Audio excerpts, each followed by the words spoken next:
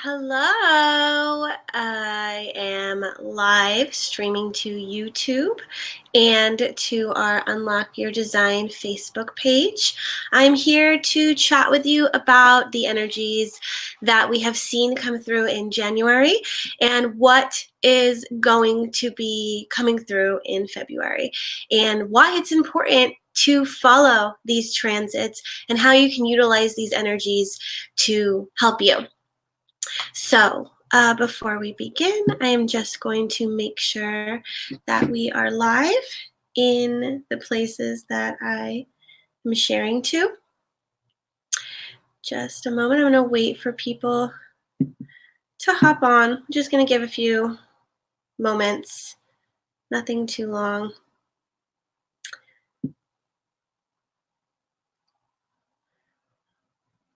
All right.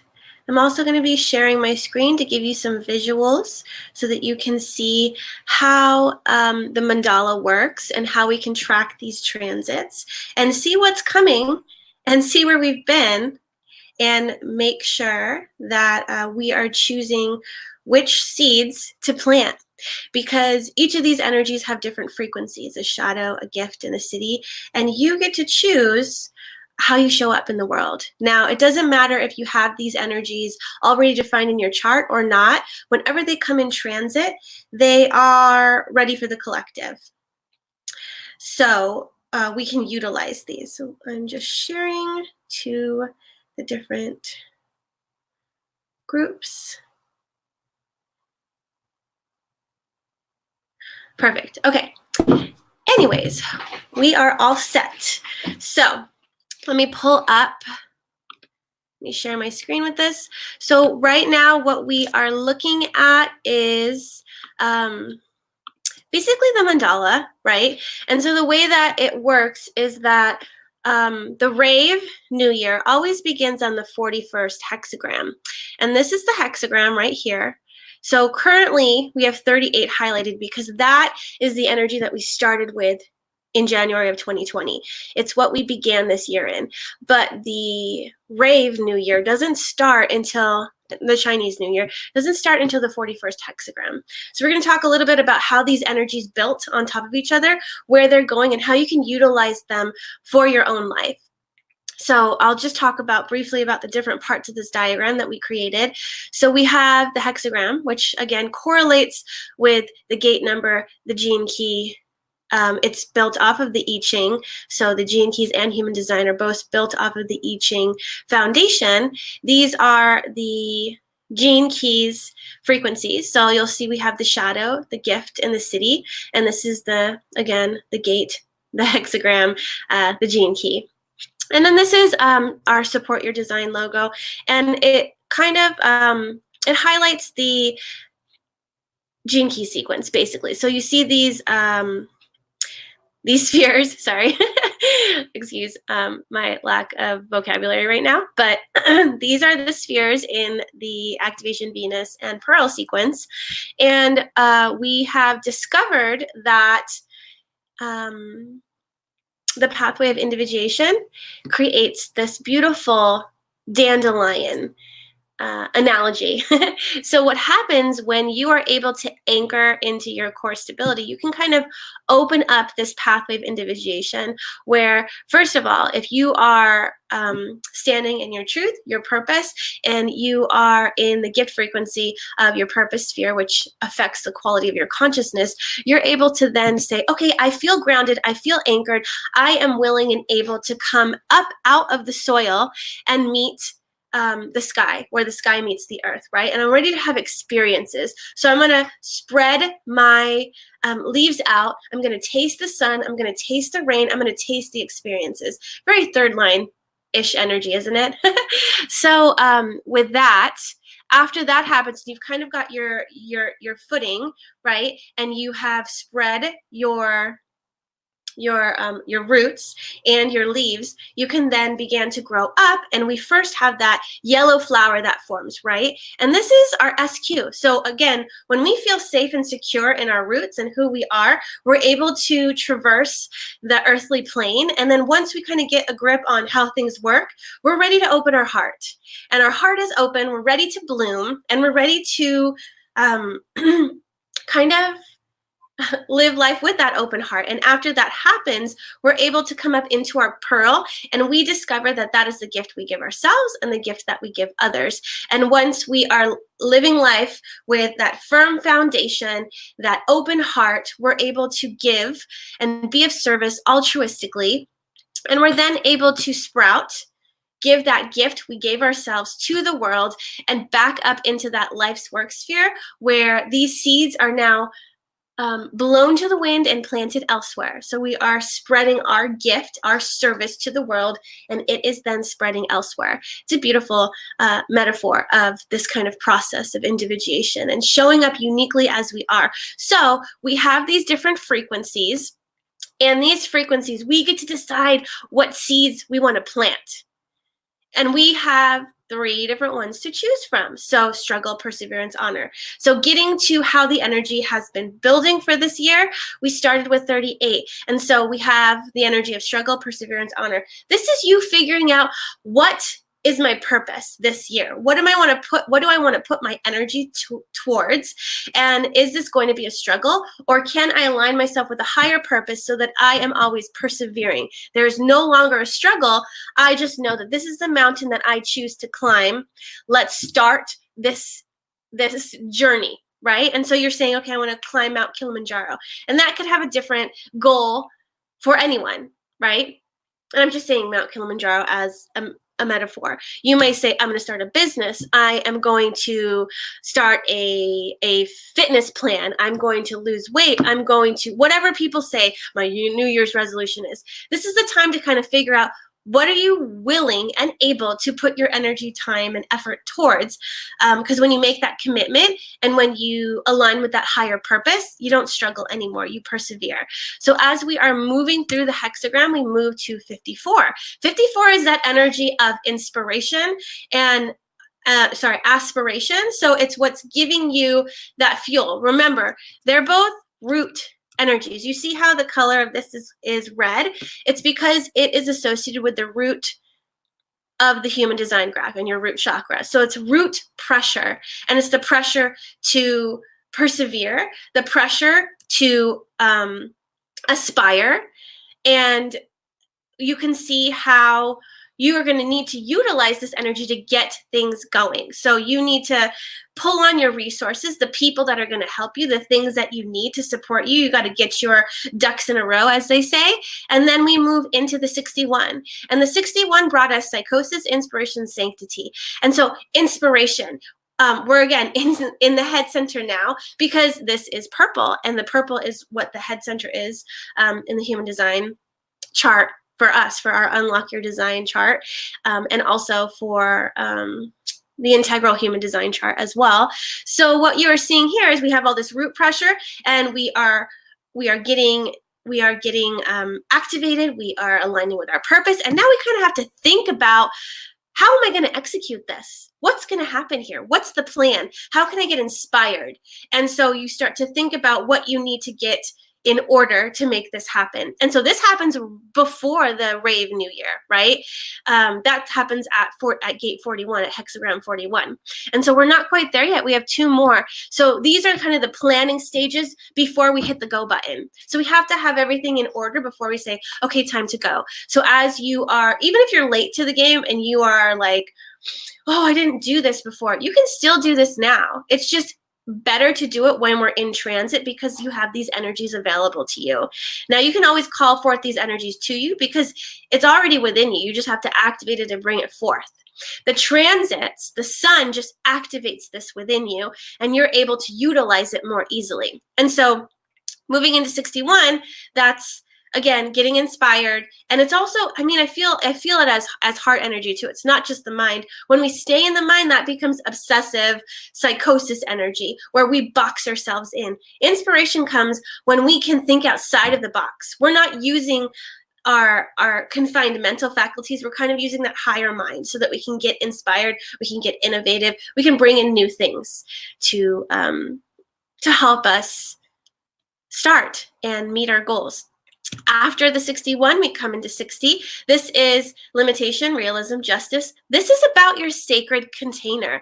This is a lot of magical energy as well. This energy is what is going to help you take that idea and ground it, right? We have these like idealism, floaty, la-di-da-di ideas that we think are going to happen, but if we don't apply it to the laws of the physical realm, it's not going to happen. So we kind of have to bring it back down to earth, root it back down into the earth, and figure out, okay, how am I going to make this happen? What kind of things, what kind of support do I need? What kind of container do I need to have? And how can I support the transformation of this? Because you're gonna need to have a container to put stuff in, right?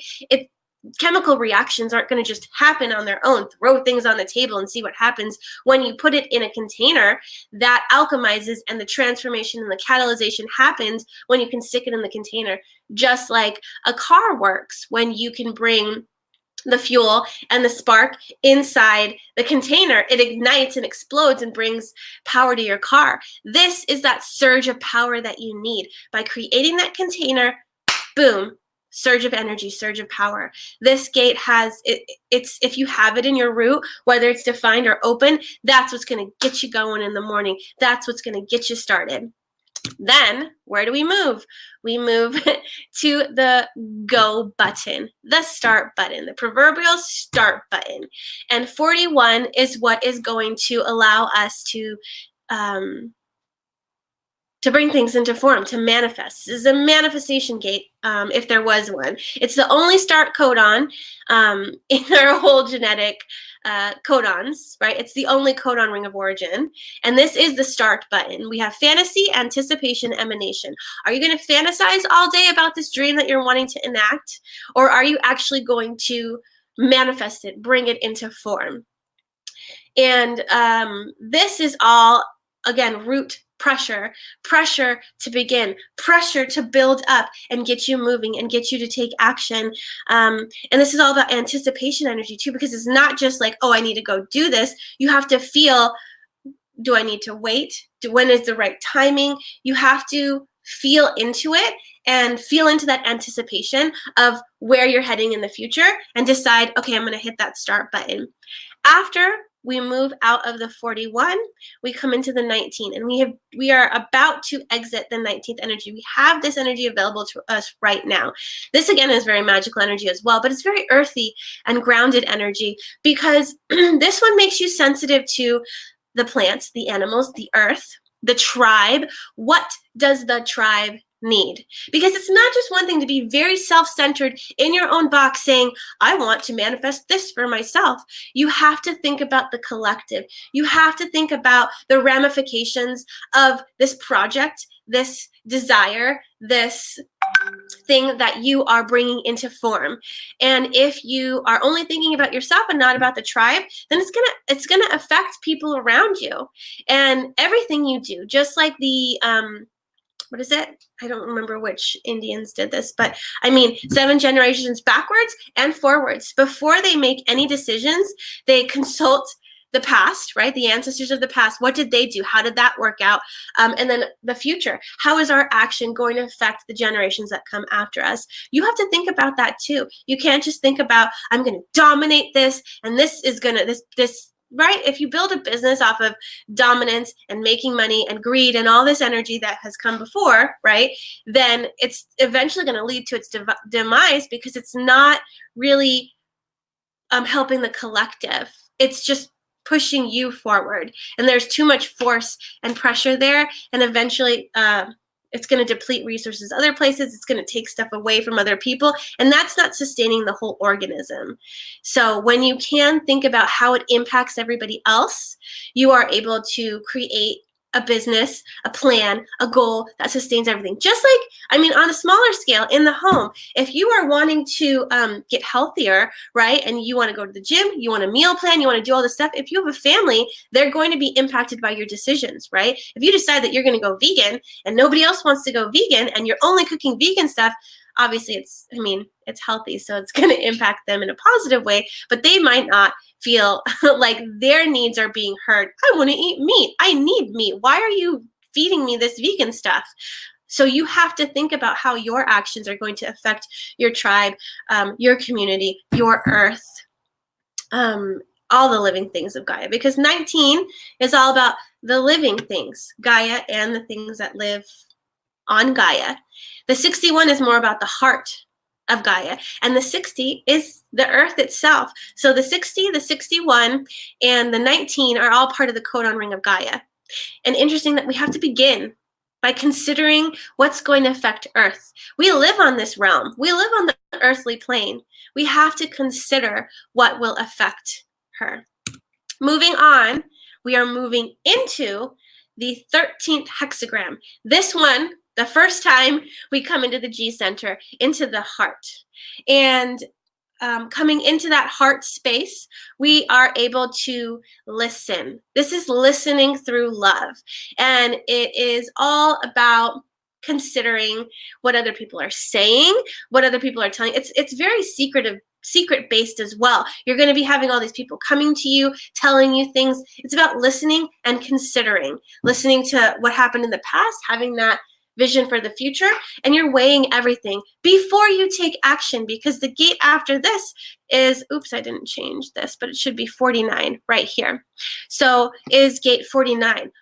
You have to have all of this energy before to be able to come into the emotional sphere, where you are going to have that emotional surge of energy that says, I'm going to create this revolution, this rebirth for myself, versus the energy of reaction. Reaction is, again, based, it's emotionally based, right? You can either respond or react. And so from everything that has come before this, you're going to weigh this and feel you have to get into that emotional wave and wait till it neutralizes and then respond. You don't act off of an emotional reaction, because we never do that, especially if you're an emotional authority. You have to ride that wave until it kind of evens out. So based on what other people are saying to you, what you're hearing, are you getting triggered by this? Don't ever act out of rage from what you are hearing or experiencing. Don't act out of pessimism. Get yourself to a place of optimism,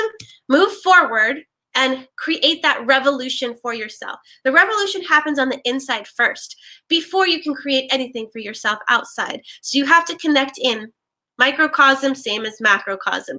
Connect into yourself and anchor yourself into this feeling of, I'm creating this inner revolution, I'm rebirthing myself, getting ready for this project.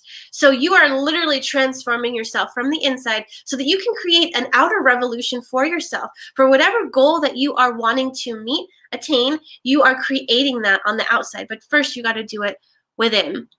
So these are the energies that are coming forward for us. So after the 49, we move into the 30, which is all about lightness. It's about desire, light, and lightness. And you are coming into this energy of, okay, it's still in the emotional sphere, right? So we had to spend all this time in the root, right? So we have the root, the head, we have more root, get into the G, the heart, and then we get into the emotional sphere with the 49. Excuse this typo here, the 49. And then we move into the 30. And the 30 is, again, emotional based. We are going to be in the emotional realm for a lot of February. We have 49, emotional realm, 30, emotional realm, 55, emotional realm, 37, emotional realm. We're going to be hanging out a lot in the emotional realm in February. And so get ready for this. Feel that wave. Ride that wave. Don't react. There is a formula. It's R plus E equals O. Your response or reaction to an event is what's going to create your outcome. You can change your outcome through changing your reaction or response to it. So when we are in this energy of February, make sure that you are not acting on a reaction. Don't project your emotions at other people. You have to have emotional competency this month. You need to tap into your own emotions, what's triggering you, what's feeling you, the emotions of others. Don't project other people's emotions. If you have an open emotional center and you are getting bombarded by other people's emotions, it's not okay to take what you're receiving from them and throw it back at them. So if someone's throwing anger at you, you're catching the anger, amplifying it, throwing it back. That's a reaction. If they throw their anger at you, you look at it and you respond to it and put up a mirror instead, they're just going to be you're not adding to what they're throwing at you. Does that make sense? So for this month, we're going to learn a lot about emotional competency. Our emotional bandwidth can either increase in a good way, or it can get overwhelmed and you're going to experience a lot of turmoil in your life.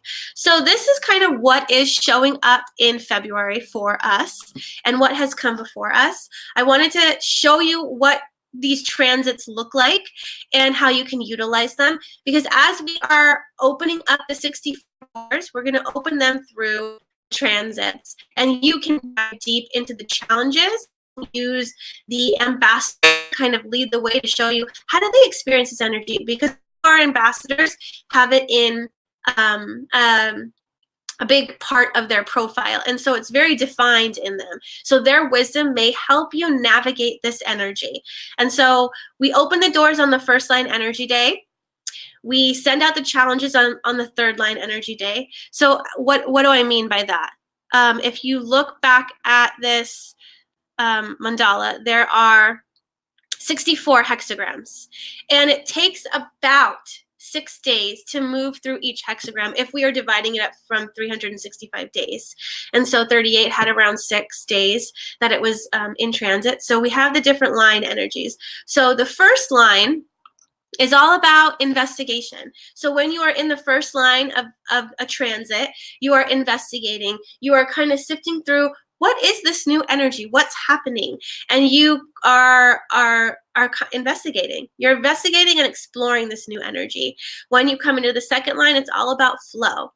And it's all about this biofeedback loop between you and other people, or between you and nature. It's just this biofeedback loop, and it's natural and it flows. So you just use your mindfulness to see, okay, what is coming to me? Where am I naturally flowing? What is naturally flowing to me? So then you can use your skills of observation to see, how am I naturally acting in this energy, or naturally reacting in this energy?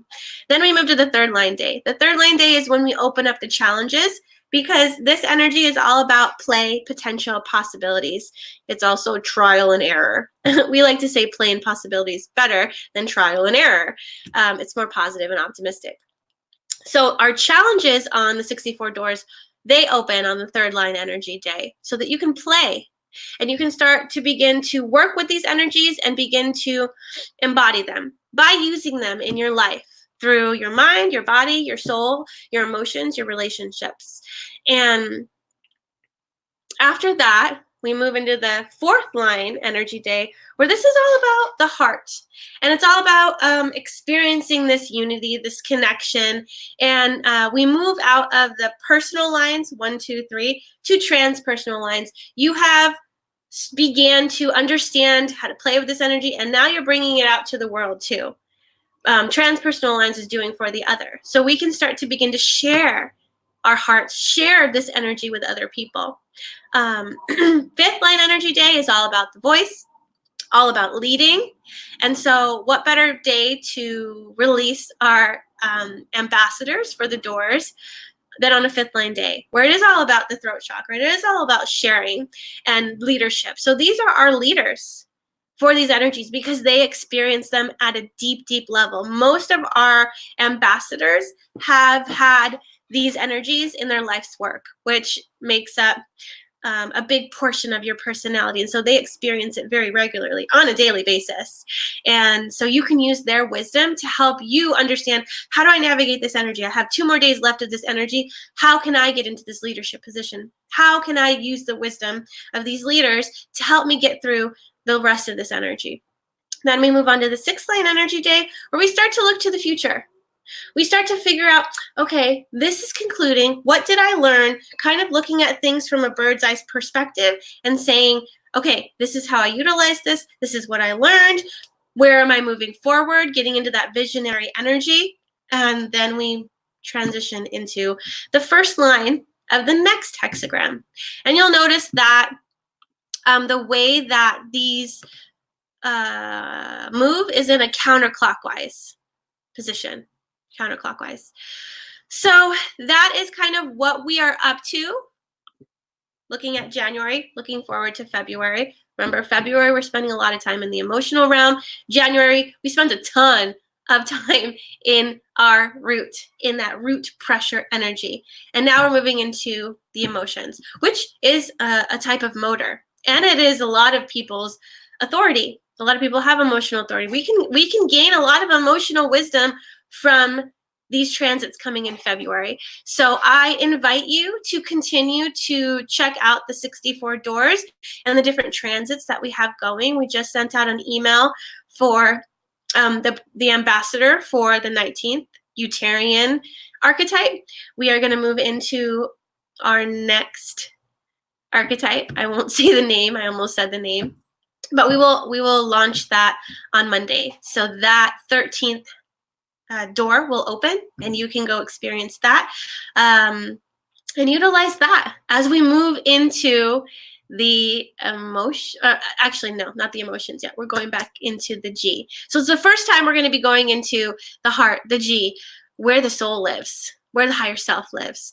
So let's listen to that wisdom of others, to the wisdom of our higher self. Let's listen to our soul, because that's where we're heading. So listen to those whispers as they are presenting themselves to you, and choose to be optimistic about where things are heading.